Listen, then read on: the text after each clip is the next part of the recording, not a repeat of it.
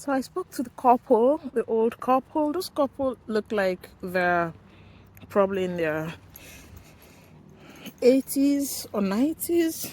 I think it's safer. Let's just leave it at 80s. So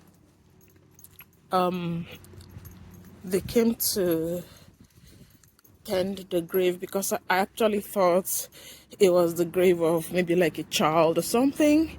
So they said it's the grave of the woman said it's the grave of grandparents and great grandparents and I think another generation grandfather also. So there was a war memorial there. She said they have someone in the war memorial. The war memorial is a memorial usually set up for people who died in the war, World War One and World War Two. And I know that most churches and other those monuments are usually set up in places like that. So she said they have somebody in that war memorial, and then her grandparents are buried in some part of that church. There are different cemeteries, and this church is 640 something AD. So that's when the church was established. So she said they have people there, and then usually they come to tend it.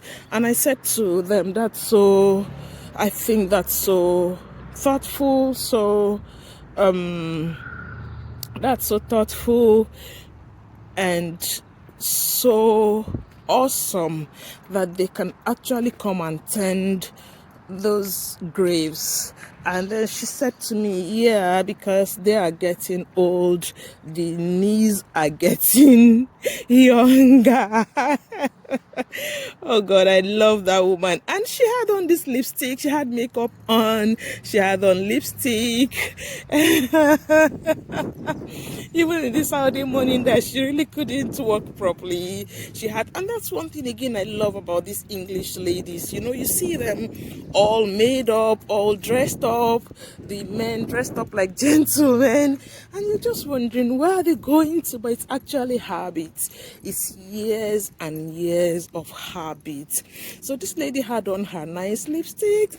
She was dressed a bit getting missing.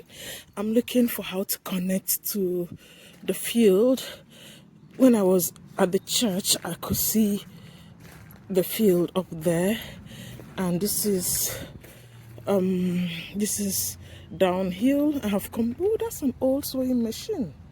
Wow, vintage. So old sewing machine. What does it remind me of? My mother. My mother had a butterfly. Is it butterfly or singer? Butterfly. So my mother had butterfly. So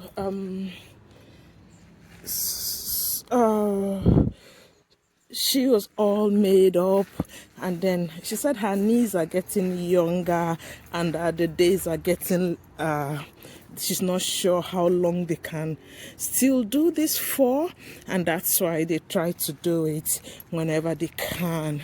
So what I'm saying I know I'm using lots of filler words, but I'm actually trying to talk, and I'm finding it so hard to talk.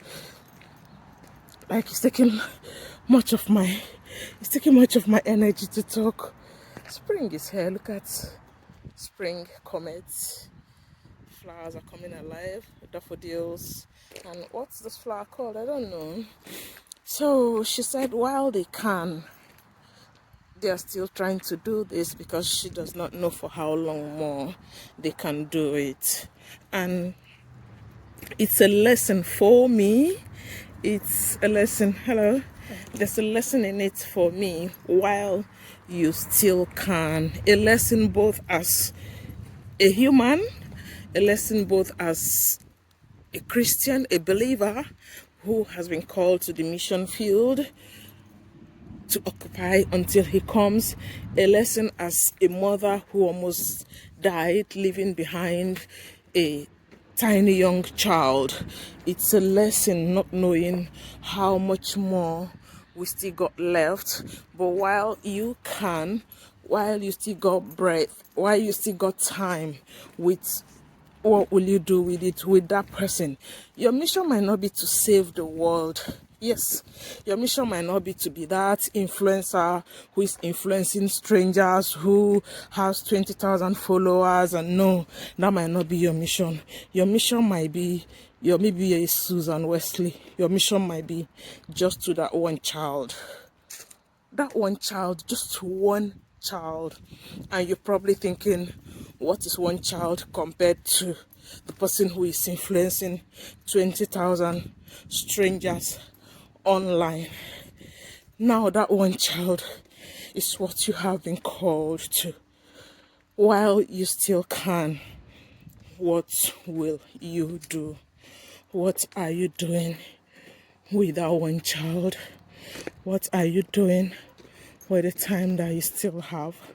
That's all. It's the 1st of March again, 2025, and I'm lost. I'm trying to find my way up those hills.